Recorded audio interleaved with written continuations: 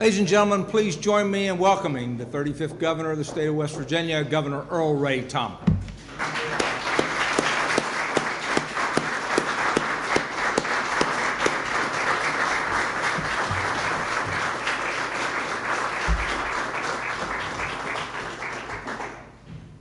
Please, be seated. Let me introduce the Governor a little more extensively. The announcements today are about a project that I would be remiss if I did not say has been driven by this governor because he knows and appreciates the challenges ahead to expand and develop new opportunities in the southern coalfields. I need you to know how passionate he is about this project. This is a project in which he has mustered all his resources within his office, within the administration, knowing that his time is short and that there is so much work to be done. He has been obsessive, he has been decisive, and he has been committed to this project from its inception, knowing that it probably could not have ever happened under any other circumstances. And so the success of this project, regardless of how long it takes, will be vested in the work that Governor Earl Ray Tomblin has done on it. Ladies and gentlemen, the Governor of the state of West Virginia, Earl Ray Tomblin.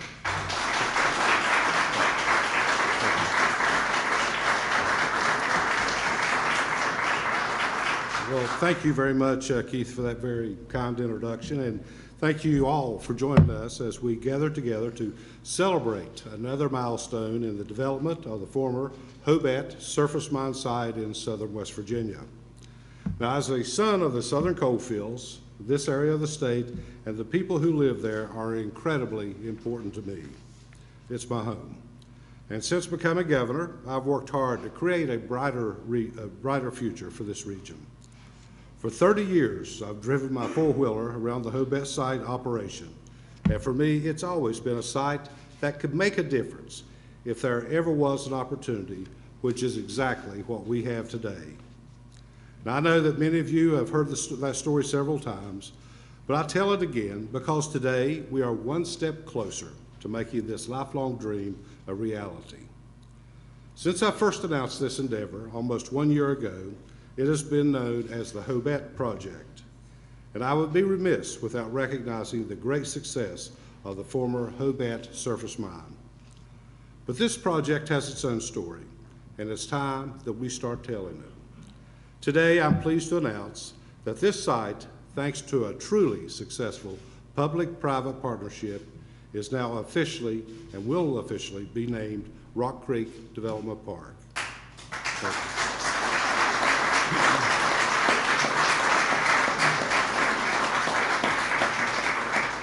With over 12,000 acres of land in the heart of southern West Virginia, nearly the size of the city of Huntington, this site, with vast sections of flat land, is both unique and promising.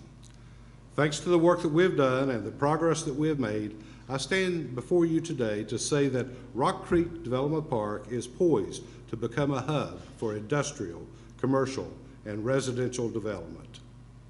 Rock Creek would not be possible without the support of everyone in this room, especially our local communities.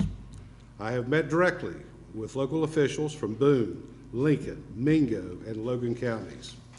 And I'm pleased to share that all four of these county commissions recently adopted resolutions in support of Rock Creek and our vision for southern West Virginia. But we all know what has happened in these communities with the loss of thousands of coal-related jobs. And we have all seen the impact of these drastic economic shifts on families and on our local and state economies. As state and local officials, we're committed, as we must be, to each and every West Virginian impacted by the decline in the coal industry, and to realizing the full potential of Rock Creek Development Park. Southern West Virginia has helped our state in monumental ways, and now it's time for the state to help southern West Virginia. As I mentioned, this project has been made possible by a public-private partnership with local landowners, and many of them I see here with us today, donating their land. and the state committing to the infrastructure that will make this development a reality. Realizing the full potential of Rock Creek would not be possible without either partner, and I am truly grateful to these landowners who believe in the future of southern West Virginia. For the past several months, we've been working with landowners, and I'm happy to announce that we have reached agreements on more than 12,000 acres.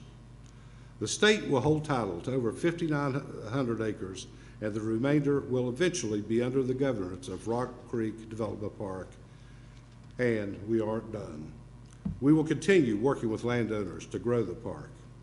To visualize the map out of Rock Creek Development Park, we're working with GAI consultants on a strategic plan. And thanks to a grant from the Appalachian Regional Commission, these expert consultants are developing a detailed analysis and overall master plan, which includes a demographic overview, market trends, infrastructure planning, conceptual designing, and economic impact data.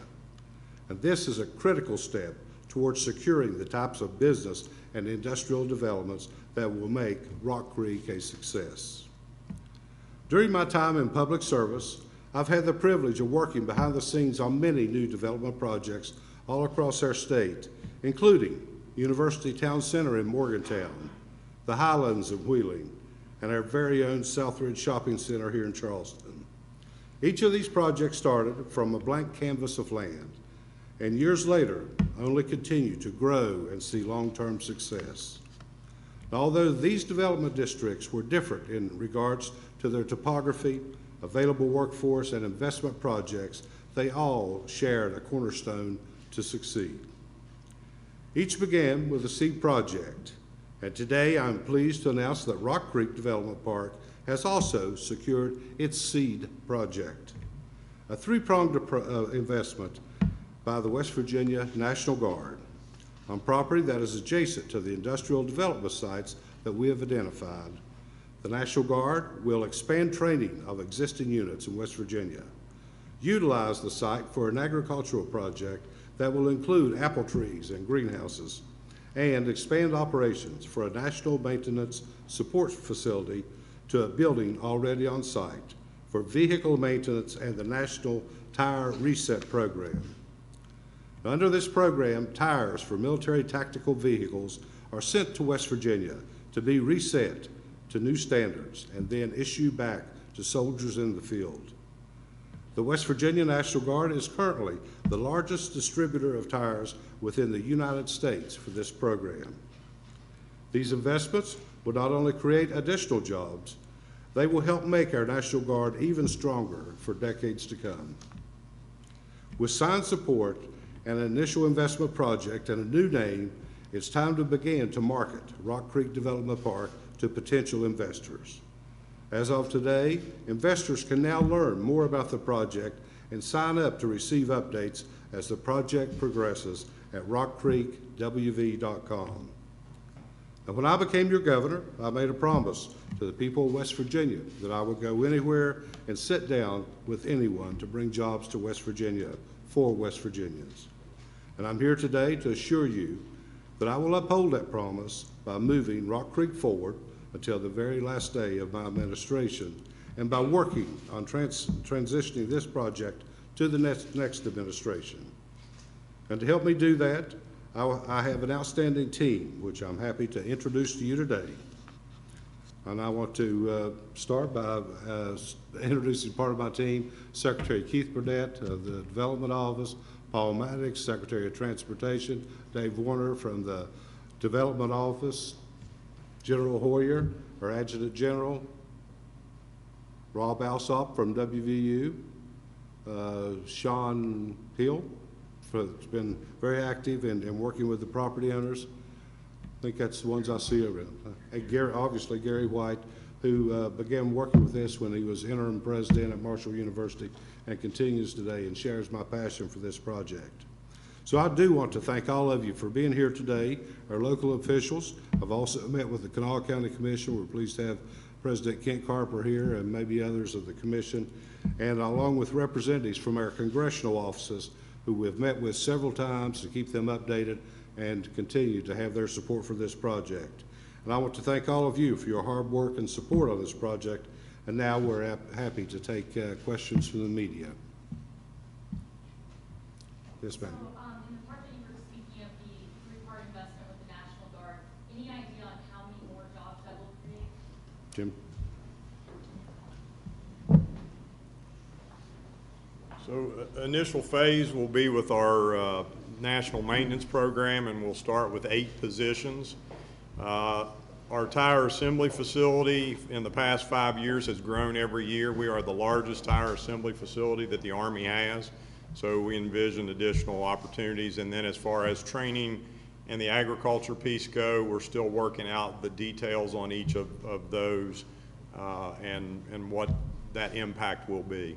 There will be additional jobs in all of those areas you just Yes, mentioned as well? yes. The 8 are the initial. Okay. Further questions? How many property owners did you issue? 10? 10 different property owners.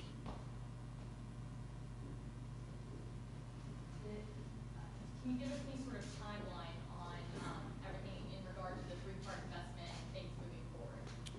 So the maintenance facility, we have gravel and fence line to finish, and once that's finished, probably within the next 30 days, we'll start to see movement of equipment into that site. We're working the development of the training areas and the agriculture piece. We have, however, secured funding for the planting of the trees. We still just have to determine access to the closest points to water for that particular acreage outside of the industrial park You part. mentioned that the existing building. Yes, sir. So the maintenance facility is going to go on existing maintenance sites that are being phased out as a result of the ending of the mining process. And the other thing I would mention is there are additional maintenance sites there. And the primary reason that we chose this was a couple of things. It's proximity to Yeager Air Base and our headquarters, but also having those maintenance facilities available makes us, I will use the term, exceptionally competitive in competing with other players in the Department of Defense maintenance complex. What will you maintain?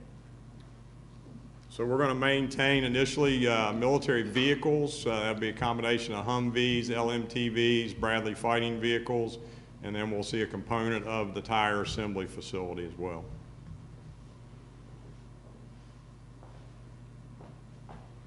Beyond this three-part investment with the National Guard, what are you hoping to see? You said the site is now up for investors. What else are you hoping to see here relatively soon? Well, obviously, we're looking to diversify the economy in West Virginia, and we have never really had that opportunity outside of the mining industry and the support industry. But we've got a lot of very well-trained people in machine shops, metalworking, and different things that has supported the mines over the years. So we've got a good workforce already trained. We got a community college system in West Virginia that's ready to move in and help hone those skills for basically any kind of a business, whether it be industry or whatever it may be, to come into the area. And one of the things that and you can tell I'm a little bit excited about this, but you got this thousands of acres of level ground within about a 25-minute drive from Charleston. So we're looking at a pretty large area to draw from, some 400,000 people within an hour's drive of the site down there. So we've got a good workforce, so I think that we can be flexible in attracting many different kinds of industry to West Virginia. And Keith and I have talked about it many times over the years. We have lost a lot of investment in West Virginia simply because we never had the kind of site and enough level ground to be able to find them the perfect site for them. This will give us the opportunity that we've never really had in West Virginia, and especially in the southern 4 counties. Yes, right.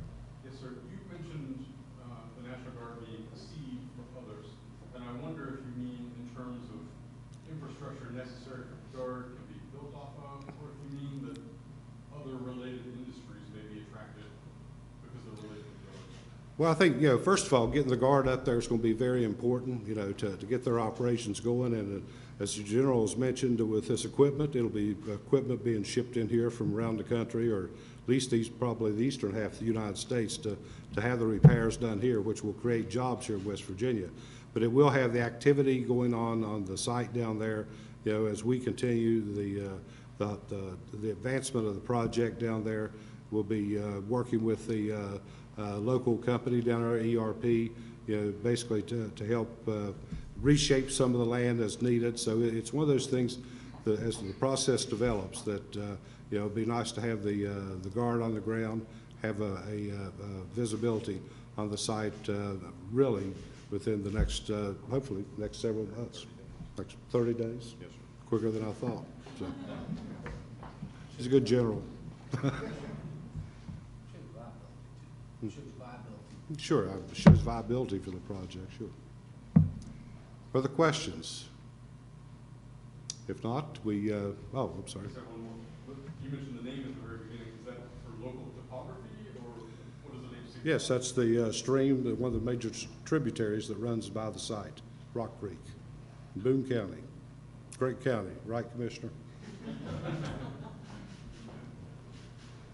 one more quick follow-up in regards to those 8 initial jobs that you were speaking about. And I know you said within the next 30 days, the maintenance facility will start bringing the equipment. When are you looking that those 8 jobs, when is that, what's the timeline on those? So those 8 people will have to be there as we bring the equipment in. So within that 30-day period, we'll start bringing personnel in who will start to work there. Okay.